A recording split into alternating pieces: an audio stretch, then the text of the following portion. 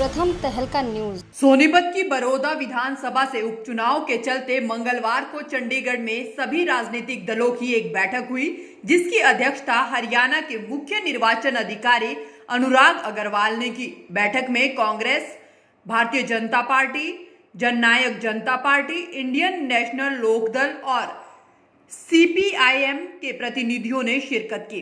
वहीं बैठक के दौरान मुख्य निर्वाचन अधिकारी अनुराग अग्रवाल ने सभी राजनीतिक पार्टियों के प्रतिनिधियों को आदर्श आचार संहिता के पालन की हिदायतें दी। बैठक के दौरान CPIM के प्रतिनिधि RS साथी ने 80 साल से अधिक उम्र के बुजुर्गों, कोरोना पीड़ितों और दिव्यांगों को दिए जाने वाले पेपर में पारदर्शिता सुनिश्चित करवाने की मांग की। हमारी ये मांग थी कि ये जो 80 साल से ऊपर के और ये जो बैलेट पेपर वाली बात की है, उसमें ट्रांसपेरेंसी में जो है हमें शक है कि ट्रांसपेरेंसी उसमें प्रेशराइज करके घर से ही वोट ले लिए जाएंगे।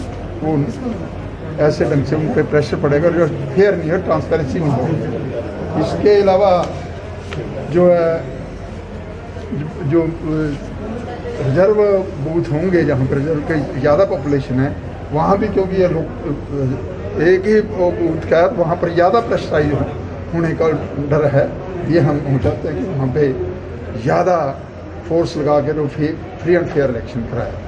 और ये वहीं बैठक के बाद बहुजन समाज पार्टी के प्रतिनिधि एडवोकेट गुरनाम सिंह ने कहा कि चुनाव आयोग ने प्रचार के दौरान शराब, पैसे और विवादित बयान नहीं देने को कहा है। मैंने यही कहा कि जो अबव 80 ईयर्स ओल्ड जिनको जैसे पोस्ट बैलेट पेपर से वोट डलेगा, उनके घर पे पोस्ट बैलेट पेपर जाएगा।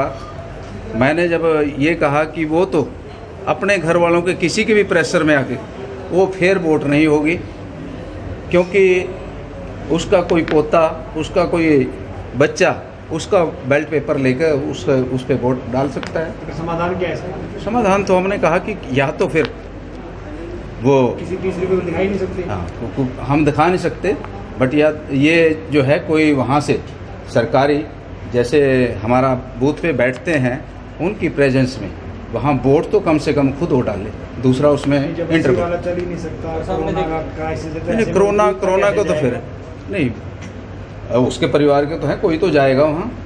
जब सरकार इलेक्शन करा सकते हैं कोविड में, फिर ये भी तो प्रोविज़न रखना चाहिए ना। सरकार की ड्यूटी है, ना कि हमारी और आपकी। ये तो सरकार की ड्यूटी है कि जब कोविड में वो इलेक्शन करा रहे हैं तो वो ये भी होना चाहिए। जब ठीक क्या कहें सर, हिदायतें यही दी हैं कि आप भाईचारा बना के, इलेक्शन में भाईचारा बना के, कोई झगड़ा ना हो, शराब ना बंटे, कोई पैसा ना बंटे। अगर कोई ऐसा होता है तो आप अपने वहाँ से वीडियो बना के साइट पे डाल सकते हैं। वहीं बीजेपी प्रतिनिधि विशाल सेठ ने कहा कि इस बार वोट डालने वाले हर मतदाता को एक दस्ताना दिया जाएगा, जो मतदाता से वापस आने के बाद वहीं पर वापस ले लिया जाएगा। और इसके अलावा बूथ में आने वाले मतदाता का 2 बार तापमान मापा जाएगा। यदि इसके बाद भी तापमान अधिक मिलता है तो उसे एक टोकन दिया जाएगा। देखिए, कुछ चीज़ें हैं जो इस चुनाव के अंदर पिछले चुनाव से भिन्न होंगी।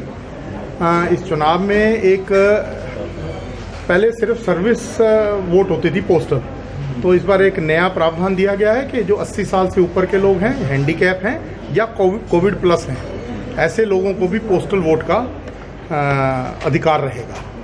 दूसरी बात एक और है कि अगर किसी के वहाँ पर इस बार कुछ टेस्ट होंगे और जो भी वोटर होंगे, हर प्रत्येक वोटर को एक ग्लव दिया जाएगा जिससे वो वोट डालेगा और उसके बाद वहीं पर उस ग्लव को डिस्पोज ऑफ करेगा। और यदि किसी का टेम्परेचर 2 बार चेक करने पर भी हाई आता है तो उसे टोकन दिया जाएगा। और वो ऐसे लोग जो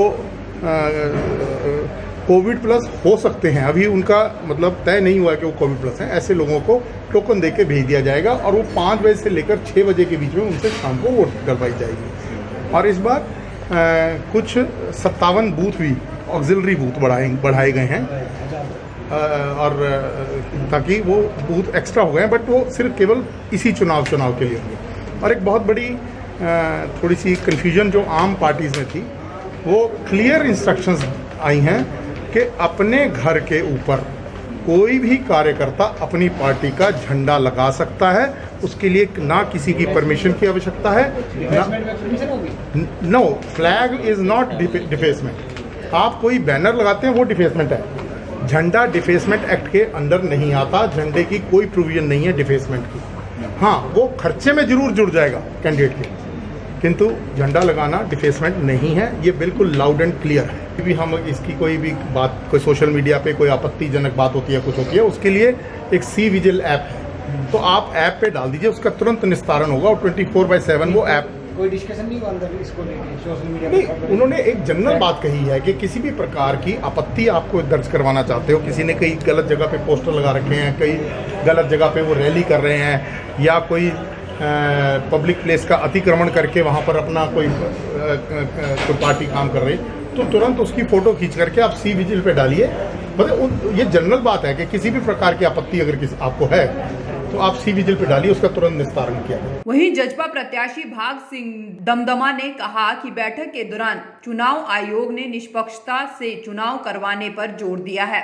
माननीय चुनाव आयोग के साथ इस बात में सरकार की तरफ से सहमत दिखे कि जो चुनाव होगा प्रदेश के अंदर वो पूरी तरह निष्पक्ष तरीके से होगा और जो नियम सबके लिए हैं वो सबके ऊपर उसी तरह से लागू होंगे। सबसे बड़ी बात जो आज सामने हुई कि जो कोविड पेशेंट है वो बैलेट पेपर का उपयोग उनको घर भेजा जाएगा और वो उस पर वोटिंग करेंगे। दूसरा, जो 80 साल से अबव है, यदि वो विलिंगनेस से, यदि उनकी इच्छा है तो वो बैलेट पेपर का प्रयोग कर सकते हैं। यदि वो पोलिंग बूथ तक आना चाहते हैं तो वो पोलिंग बूथ के ऊपर आकर अपना मतदान कर सकते हैं। इसको लेकर कुछ आपत्ति जताई गई कुछ पार्टियों की तरफ से? नहीं, उन्होंने यही बताया था कि जिस प्रकार से यदि 80 ईयर के बुजुर्ग हैं और उनको घर में कोई अधिकारी पास नहीं होगा तो वो शायद दबाव के अंदर अपनी वोटिंग कर जाए, तो उसके अंदर ये ऑप्शन है, यदि बुजुर्ग आना चाहता है पोलिंग बूथ तक तो बुजुर्ग आए। जिस तरह हमारे सर्विसमैन्स हैं, मिलिट्री के हैं साथी, वो भी पोस्टल बैलेट पेपर का प्रयोग करते हैं, तो उसी प्रकार से इनको भी प्रयोग करने की इजाज़त दी गई। इस बार किसी पार्टी की तरफ से ईवीएम की बजाय बैलेट पे की मांग उठाई गई है, क्योंकि पिछली बार हुआ था कि बैलेट नहीं, एक बीच में बात जरूर आई थी बहुजन पार्टी समाज पार्टी की तरफ से कि जिस प्रकार बैलेट पेपर पर हम कैंसिलेशन का ऑप्शन है हमारे पास, जब हम बैलेट पेपर पर वोट डालते हैं और हम दूसरा ठप्पा लगा के हमारा मन नहीं माना कैंसिल कर सकते हैं, उनका था कि ईवीएम में इस तरह का कोई प्रयोग हो, तो उसके बारे में तो ये नहीं, नोटा तो पहले ही है ना, एक बार अगर आप नोटा कर चुके हो तो उसके बाद कैंसिलेशन नहीं है आपकी। तो उन्होंने यही बताया कि जो भी मतदाता मतदान करेगा वो अपने विवेक से और सोच के तब मतदान करें, जिसके लिए तो एक बड़ी प्रक्रिया है जो इस चीज़ के लिए। और जो वहाँ बूथ बढ़ाए गए हैं, 223 थे, उसके बाद 57 बूथ प्लस किए गए, 280 हुए हैं। वो बूथ इसी चुनाव के लिए हैं। वो बूथ का ना तो कहीं बूथ पे फर्क पड़ेगा, जैसे कि मान लो सपोज करो कोई 15 नंबर बूथ है तो वो 15A हो जाएगा और 15B हो जाएगा वहाँ पे, तो बूथ संख्या पे कोई फर्क नहीं पड़ेगा। ये बहुत बढ़िया प्रयास है जो 1000 वोटर के लिए एक बूथ बनाया गया है। दरअसल बड़ौदा उपचुनाव की तारीखों के ऐलान के बाद अब सभी पार्टियां जोरों शोरों से तैयारियों में जुट गई है। वहीं हर पार्टी बड़ौदा उपचुनाव में अपनी जीत का दावा भी ठोक रही है, लेकिन ये तो आने वाला समय ही बताएगा कि जीत का ताज आखिर किसके सर सजता है। प्रथम तहलका के लिए चंडीगढ़ से ब्यूरो रिपोर्ट।